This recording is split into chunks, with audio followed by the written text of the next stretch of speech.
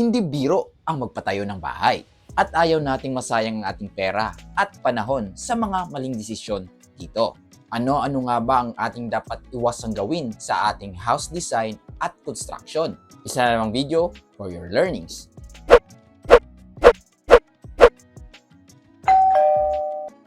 Hi mga ka-Arky! Well, ipopromote ko lang ang bago kong labas na video sa ating travel channel, ang trip ni Kuya Arky. This time, samahan nyo ako dahil first time kong sumakay ng isang high-speed rail train from Taipei to Kaohsiung City.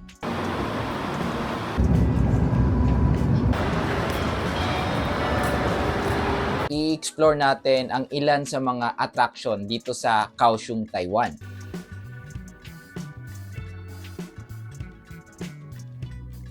Actually, pumasok tayo dyan kanina sa bibig ng dragon at lumabas tayo yung sa kanyang buntot. Nandito tayo sa Dome of Light. Ayan.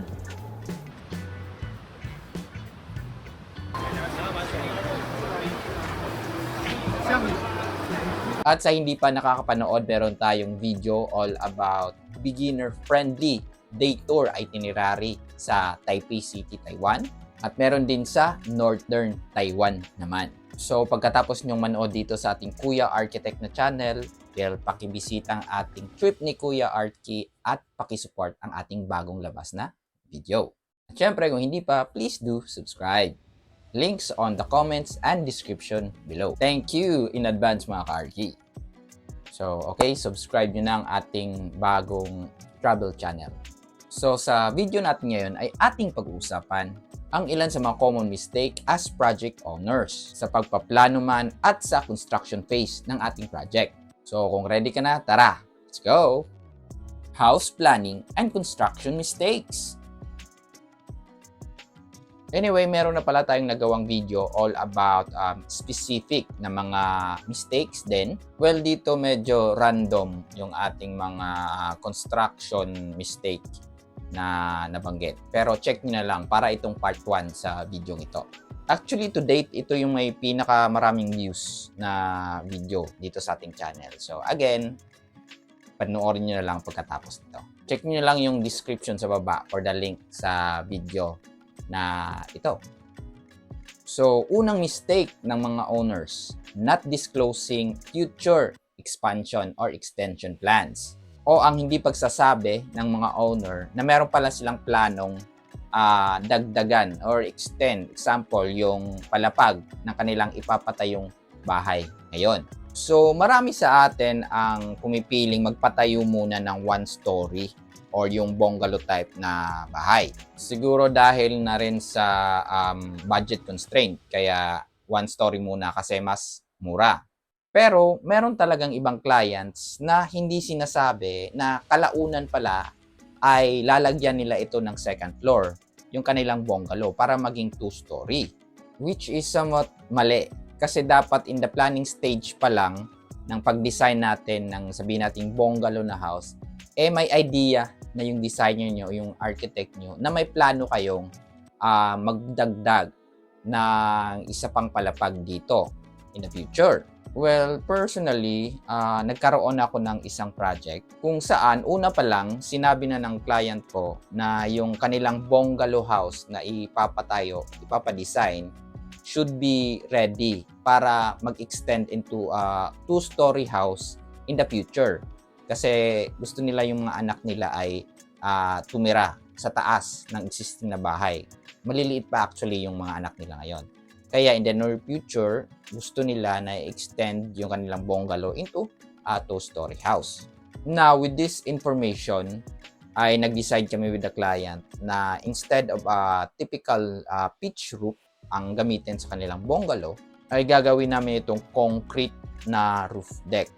Para in the future, kung mag-decide na sila na mag-extend na ng upper floor, meron na silang concrete flooring at hindi na masasayang yung mga roof truss na gagamitin nila pag bungalow pa yung bahay nila. At magpo-provide na lang kami ng abang sa mga upper floors na column.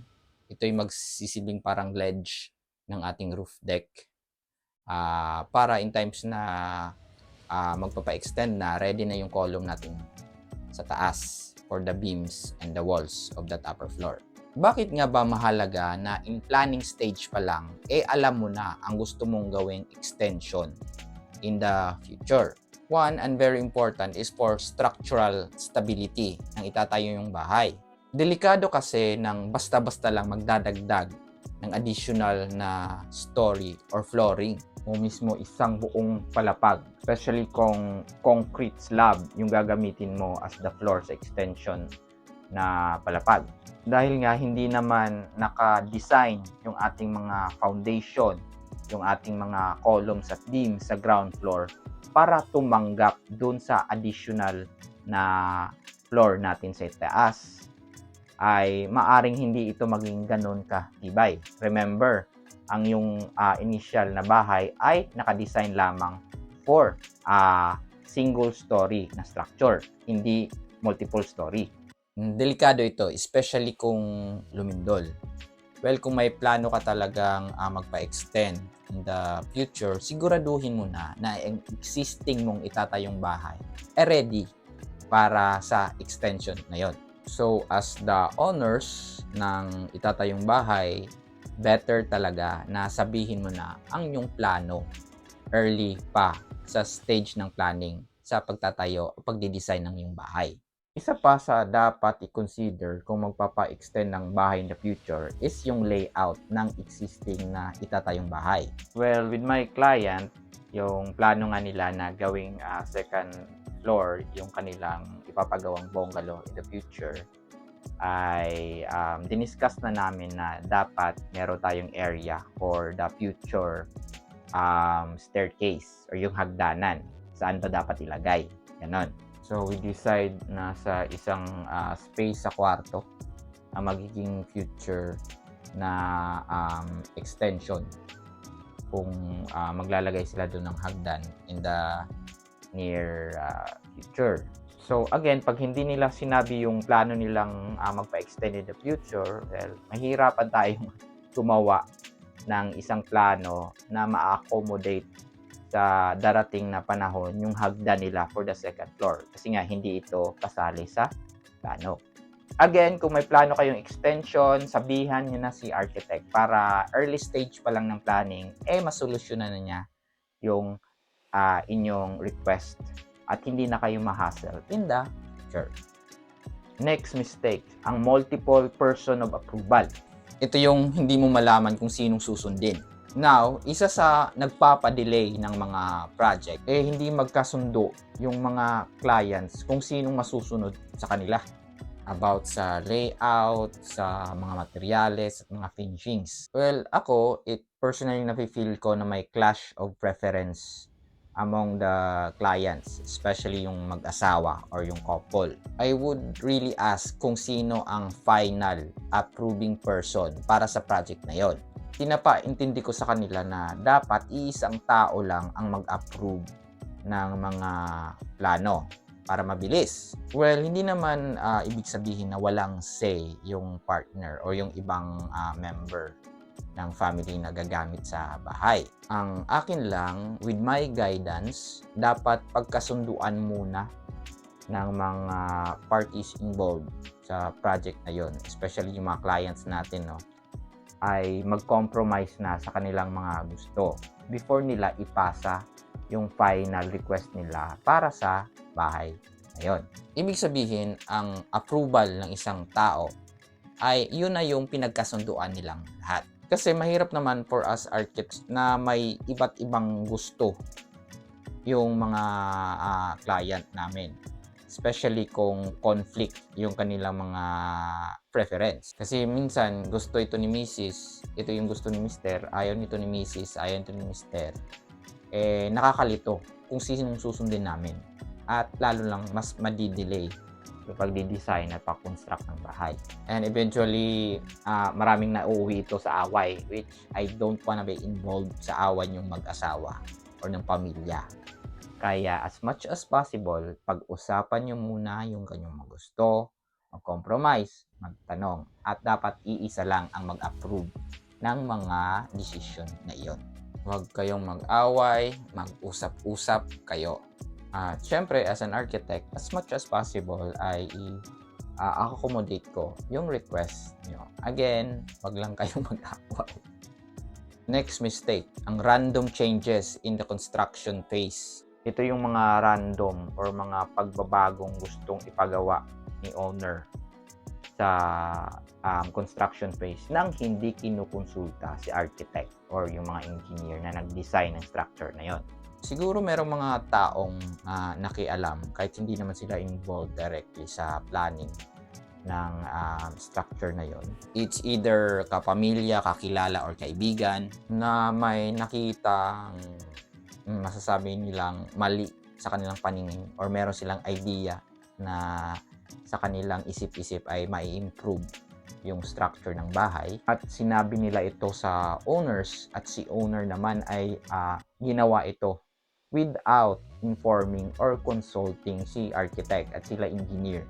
Basta lang siya nakinig sa sulsol ng kakilala, kaibigan, or kapamilya. O yung mismong owner may nabasa sa internet or saan man, mas maganda raw itong materyales or pagka-plano sa bahay. Kaya ipapagawa niya ito sa construction site. Again, nang walang consultation sa mga professionals na nagplano nito. Well, mali ang gawang ito. Well, unang-una, yung mga plano na approve na natin bago natin pagawa sa construction phase ay based sa requirements na binigay sa atin. Kapag may binago ka without the consultation, maaring maapektuhan nito ang mga ibang aspect ng design. Example, sa aesthetic, pwede rin sa structural, electrical, plumbing, etc. Example nito ay pag iniba mo yung distance, nilaparan mo yung distance between two columns compare sa original nilang distance, no? Ito ay napakadelikado kasi nakakompute na through the structural analysis yung layout ng mga columns at beams na yon. Pag iniba mo without a consultation, baka ma-compromise yung structural strength or stability ng structure natin. Kung may marinig kayong comment tungkol sa plano o trabaho sa ibang tao, better to consult muna yung nag-design ng structure na yon before nyo baguhin agad-agad. Kasi usually yung workers, pag doon mo diretso sinabi yung gusto mong changes, wala naman silang masyadong pakialam, no? Gagawin lang nila yung inuutos ng client. At yung mga nag-suggest sa yung kaibigan or kapamilya or mas mong ikaw ay hindi naman liable pag may nangyari sa building na yon. Kasi ang nakapirma is yung mga professional na nag-design. Kaya please lang, delikado talaga na dumiretso kayong magpagawa or magpa-revise sa workers. Consult first the professional na nag-design ng structure ninyo. Next, ito naman ay may connection sa pipiliin yung workers. Isang mistake pa ay mag-hire ng mga workers na di mo kayang pagalitan. Well, siguro marami na sa atin ang piniling mag-hire ng mga workers or foreman na kamag-anak or malapit nating kaibigan. Well, wala namang masama doon. Basta, kaya mo silang pagsabihan kung may nakikita kang mali na ginagawa nila sa construction. Nun. Kasi di ba nga, mahirap magalit sa isang kapamilya or kamag-anak. Kahit na nagpe-petiks-petiks na sa ginagawa or hindi na talaga nagtatrabaho ng maayos, may masasabi kung inaaway mo sila. Ganun. Sabi ng karamihan, mas mabuting ang kumuha ka ng workers na hindi mo kamag-anak, hindi mo kaibigan. Kasi nga, mas hindi ka mahihiyang pumuna or magalit sa kanila kung nakikita mo nang may mali sa kanilang ginagawa. But then again, kung matulungin talaga tayo, kuha tayo ng kapamilya, make sure lang na pagsabihan na natin sila kung mali na talaga ang kanilang ginagawa para hindi sila maging cause ng delay at excessive na gastos sa pagpapatayo natin ng bahay. Now, isa talaga ito sa pinaka-common na mistake dito sa Pilipinas. Ang hindi pagkuha ng building permit. Well, me as a professional, I strongly suggest na kumuha muna kayo ng mga necessary permit bago kayo magpatayo ng bahay. Ang permit kasi ay hindi lang yung papel. Ito ay isang process kung saan chine-check din ng mga nagtatrabaho sa Office of the Building Official na yung itatayo nyo ay safe at hindi nakakasira din sa ibang tao. Building codes kasi ay designed or provided para gawing mas ligtas yung ating mga structure. Like structurally sound ito dapat hindi ito fire hazard, yung mga bagay na yon. So again, getting a permit meaning your structure is safe. At depende sa locality, no, pag nahuli kayong nagko-construct ng structure at may nagsumbong sa Office of the Building Official, triple yung bayad nyo for the permit or the penalties. Ganon. So better get a professional to design your house, prepare the requirements para sa building permit at hintayin lumabas yung mga permits na yun bago kayo magsimula mag-construct ng iyong bahay. Well, magkakaroon tayo ng separate video all about mga requirements sa building permit at yung mga processes nito para makatulong sa inyo at mabigyan kayo ng idea kung paano ito kunin. Kaya abang-abang na lang. Well, yun ang ilan sa mga bagay na dapat mong iwasan sa pagtatayo ng bahay at yung mga dapat gawin. Sana ay somehow nakatulong ang video ito. Anyway, wag niyo pong kalimutang bumisita at mag-subscribe sa ating bagong gawang travel channel, ang Trip ni Kuya Arky. Please support!